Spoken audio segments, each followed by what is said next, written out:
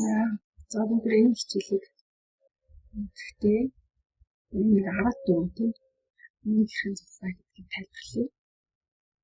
За тэгэхээр эхлээд ер нь бол энэ дэлхийн шугам зурхтай construction line гэдэг зүйлийг ашиглаж үздэг. За түүнийг X line гэж дуудана. За тэгэхээр эндээс бид нэр X line гэж дуудахаар хэвтэй болон босоо гэсэн энэ хоёр төрөл бид тэрэг болно. За тэгэхээр хэвтэйг нь дуудахдаа бидний энэ дээр шууд дараад үзэх юм эсвэл H гэдэг энэ дарж болно. Тэгэхээр чинь курсорыг чинь дагаад явах юм. Нэг хэвтэй шулуу явж байгаа. За энийг энэ зурагтаа давтуулах гэж үзье. За энэ хавцааг тавьчих. Маус нэг. За enter. За саяхаа командыг дахиж дуудаад босоо шулуун зүрэг өгдөө. За босоо шулуун vertical. За энийг сонгочихсон. За ингээд дурын газар очиод маус нэг. Энэ үндсэндээ байгуулалтын шугам буюу хоёр тийш хязгаар бүрэлдэхүүн шугам байдаг шүү. За одоо бүгдээрээ тэгвэл энд энэ хоёрын хогтолцол дээр тойргийн төв авъя. За энэ дотор талын тойрог буюу 30 диаметртэй тойргийг байгуулж байна гэж бодъё. За тэгвэл бүгдээрээ circle авлаа. За center. За тэгэхээр энэ дээр нэг зүйлийг хэлье. За хэрв та гэдэг огтлын цэгийг олох гэсэн чинь олдохгүй байж бас болно. За энэ тохиолдолд яг ямар горим биднэрт хэрэгтэй вэ гэхээр энэ хараа object snap буюу энэ F3-ыг тарахаас энэ горим хэрэгтэй. За энэ горивыг бүгдээрээ ингээд энэ сумдаа дараад үзвэл ийм жагсаалт авна. За энэ жагсаалт юу илэрхийлж байна вэ гэхээр объектын аль онцлог цэгүүд идэвхтэй байна гэдгийг харуулж өгч гэсэн. За тэгэхээр бид нэр settings дээр дараад эдрийг select all хийгээд ok гэсэн дээр. Окей. За тэгжээж бид нар бүх object snap-ыг яах вэ? Идэвхтэй болгочлоо гэсэн. Тэгээд ажиллаад явбал яах вэ? Илүү дээрээ гэж ойлгоно. За ингээд бүгдээрээ за төв дээрээ маус нэгээд тойргийнхоо төвийг өгчлөө шүү дээ. За огтлцол дээр нь. За диаметр нь огч гэдэг чинь radius нь 15. За энэ дотор талын тойрог үсгэлээ. За тэгвэл бүгдээрээ энэ 6 тойргыг 2 3 4 5 6 гэдэг энэ 6 дугаартай нэг тойрог шүү дээ. Энэ тойргуудыг үүсгэхийн тулд эхлээд энэ тойргууд байрлах төвөө бүгдээр яах вэ? Харъя л да. 41 радиустай тойрог дээр тойргийн дагуу орших юм тий. За тэгэхээр бүгдээ 41 радиустай тойрог үүсгэж. За энэ тий. За одоо бүгдээ дахиад нэг тойрог аваад энэ нэгдүгээр тойргийг байгуулъя буюу энд тий энэ object snap асцсан учраас энэ хараа энэ цэг маань идэвхтэй болж харагдаад байгаа байхгүй. За энэ дээр очиж маус нэгээд за энд харж 6 харьцах нь радиус 10 гэж шүү дээ. Тэгэхээр 6 тойрог зургуулаа 10 радиустэй гэсэн. За 10 гэж хүчээд enter тарч тий. За ийм болсон. За тэгэхээр бид нар ингээд нэг 6 тойргийг ингээд нэг бүрчлэл ингээд зурж явснаас за би та бүхэнд шинэ яг команд зааж өгч байна.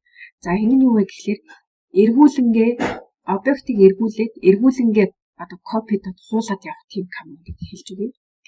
За тэгэхээр үндсэндээ бүгдээрээ энийг 6 ширхэг учраас тийм ээ нэг шинэ команд цунгаа эргүүлэх чинь гэсэн. За тэгэхээр объектыг эргүүлэхийн тулд бүгдээрээ rotate команд ашиглана. За arrow гэж дуудчихна. За object-ийг сонголоо. Enter base point гэхээр тойргийнхоо төвийг өглөө. За одоо тэгэхээр та хараа энэ чинь ингээд яг ийш эргэлдэхэд бэлэн болоод ирлээ шүү дээ. Чи шууд эргэлдэх өнцгөө өгчих юм бол энэ чинь байгаа газараас хөдлөөд ийшээ зөөгдөг яг эргүүлэгдэж чинь. Copy-дод эргүүлэх хэрэгтэй болж байна тийм. Тэгэхээр бүгдээр copy гэдэг C гэдэг сонгоод өгч хэрэгтэй. За тэгэхээр энэ маань эндээ байрандаа байж энэ яг эргэлдэх явцдаа энд хуулагдаад явна гэсэн үг. За тэгэхээр энэ чинь бүтэн тойрж эргэлдэнэ гэсэн чинь тийм 360-ыг 6 тойргийн хамжид 6 давхаар 60 градусаар эргэлдэнэ гэсэн үг шүү дээ. Тэгэхээр 60 гэдэг өгч хэрэгтэй. 60. За харж байна уу? Тэгэхээр энэ тойргийн шинэ 60 градусаар эргэлдээд олширч байна гэсэн үг шүү дээ. Тэгэхээр та нар дараагийн удаа энэ тойргоо ийшээ хараад эргүүлээгүүл яах вэ? Яг сая аргаараа тий. За одоо дахиад үзье. Rotate тий. Энэ объектыг сонголоо. Enter дарлаа. Төвөө сонголоо. За одоо заавал copy гэдэг өгөхтэй C enter тий. За одоо энэ хэр чинь яах вэ? 60 дээр 61 120 градус гэдэг өгч хэрэгтэй гэсэн. Тэгэхээр энэ тойрог аваад дахиад 60 гэдэг эргүүл явсан ч болно шүү дээ. Бодоод ойлгох хэрэгтэй. За тэгэхээр хамгийн сүүлийн авсан комментээс болохоор enter. За би маусник за ишний rotate гээ C enter. За одоо яг 60 гэдэг ингэ өгч хэрэгтэй гэсэн тийм. Энэ маягаар бид нэр яг олшруултуудыг яг хийх болцоо байна гэсэн. За тэгэхээр та нар энэ үлдэгдэл энэ тойргийг тийм ингээд яаж эргүүлэх вэ гэдгийг бас туршиж үзээрэй. Заяа. За 5 6 дахь тойрог гэсэн үг шүү дээ тийм. За тэгэхээр одоо бүгдээрээ гадна талын тойрог байгуулъя. За гадна талын тойрог диаметр нь 152-тэй гинэ. За тэгэхээр circle гэж аваад за диаметр нь 152 гэхээр 2 хуваагаад хэдэлээ гэж бодож байгаа хооронд шууд диаметрээр нь яг d enter гэдэг өгч хэрэгтэй. За тэгээд 152 гэж бичлээ. За enter. За тэгэхээр гадна талын нэг шүд орших. Тэгээд шүдний одоо хүрийг илэрхийлж байгаа тойрог бий болчихж байгаа гэсэн үг байхгүй. За тэгэхээр шүднийхээ хэлбэрийг одоо хамтдаа гаргая. За шүдний хэлбэрийг гаргахын тулд яах хэрэгтэй вэ гэхээр энэ нэг юм налуу энэ хэсэг нь 15 градусын налуутай байх юм байна. Тэ?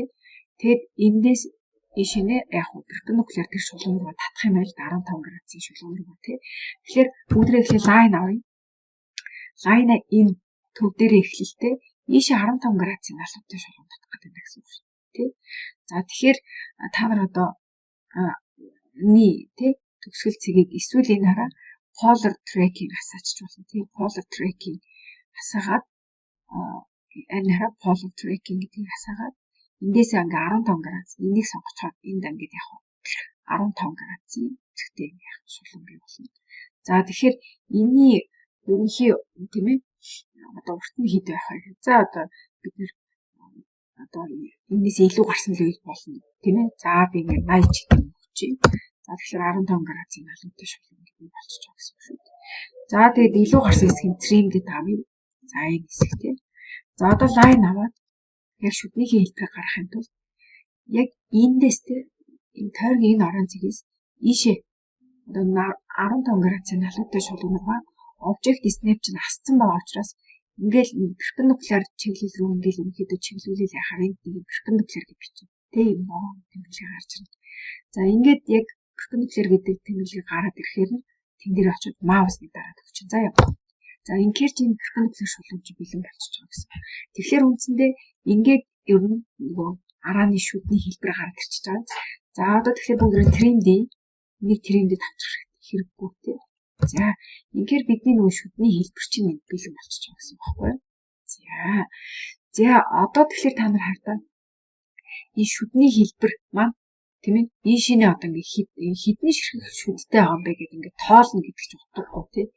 Тэгээд энийгээ би яхаа 15 градусын налуутай одоо хідний ширхэг байх уу гэдэг ингээ олшруулаад rotate эргүүлэлт хийгүүл айгу цаг үрсэн юм болно тийм. Тэгэхээр дахиад нэг шинэ команд ray гэдэг команд.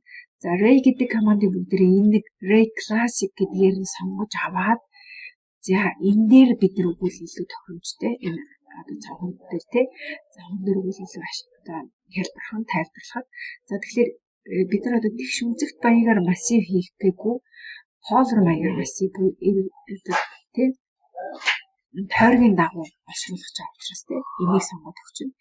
За хамгийн эхлээд объект за тэгээд олшруулах гэж байгаа объектоо сонгоод өгч хэрэгтэй. За өөрөөр хэлбэл энэ за энэ дарлаа. За тэгэхээр хоёр объект сонгогдсон гэж байна. За эргүүлэх гэдэг байгаа төв сонгож өгье. За энэ төв эргүүл аргачлалаа сонгоно. За тэгэхээр энд бол ерөөсөө эхнийх нь бол нийт тоо тий нийт тоо за эргэлдэх үнцэг гэж. Дараагийнх нь болохоор нийт тоо за үнцэг хоорондын яг уу тий айтем хоорондын буюу эргэлдэж байгаа үнцэг 15 градус гэдэг юм гэсэн үг шүү дээ. За энэ болохоор нийт эргэлдэх үнцэг болон одоо 15 градусын үнцгийг яг бичиж өгөх юм. Тэгэхээр энэ маань хамгийн зөв хэлбэр байхгүй бидний хувьд бол тоог нь мэдэхгүй учраас нийт тоог нь мэддэг. За ингэж үүнийг энэ аргыг сонгож өгөхөд 360 градусаар бүтэн эргэлдэн хоорондох үнцэг нь шүд хоорондын үнцэг нь 15 ингэж бичиж өгч хэрэгтэй гэсэн. За Ингэсний дараа превiew гэдэг ингээ харъя л та. За харж байна. Энэ надад одоо хэвлэх хэвээр яг хөлбөр маань зүг байна гэж үзвэл enter дараад тойрог маягаар массивыг яг хийдэг байна. Тойрог маягаар. За тэгэхээр одоо бүгд тэгшүүнцэгт массив яаж хийх вэ гэдгийг харъя. За ийм зүгээр дурын нэг тойрог авчихъя. За ray гэдэг классика сонгочих. За энэ одоо pole биш хараа rectangular гэдэг энэ яг тэгшүүнцэгт массиваар авчруулна гэж сонгоод өгч хэрэгтэй. За ингээд объектоо сонгоё гэж юм те. Ингээд эхлээд объектоо сонгоо. За энийг сонгоод enter дарлаа. За нэг объект сонгогдсон гэдэг чинь. За тэгэхээр энэ мөрийн тоо хэд вэ гэж. За мөрийн тоо 5. За багны тоо 6 байна. За эсвэл 8 байна ч гэх юм уу өгчий. За тэгэхээр одоо энэ дээр тэгж энэ мөр хоорондын зай хэд вэ гэдэг юм хэрэг бүгдээрээ за 30 байна гэж үзье. За багны хоорондын зай хэд вэ гэхээр 50 байна гэж үзье. За энд бол нөгөө тодорхой өнцгөр нь алуулаад бас олшруулж болно. Тэгээ харъя. Тэр харж байна. За 8. За ийшээ 5 тий өгцөн зайгаар тэгшүүнцэгт байдлаар массив хийлээ гэсэн. За ингээд энэ командаа сайн татаад би даа зурах сайн үзтээрээ.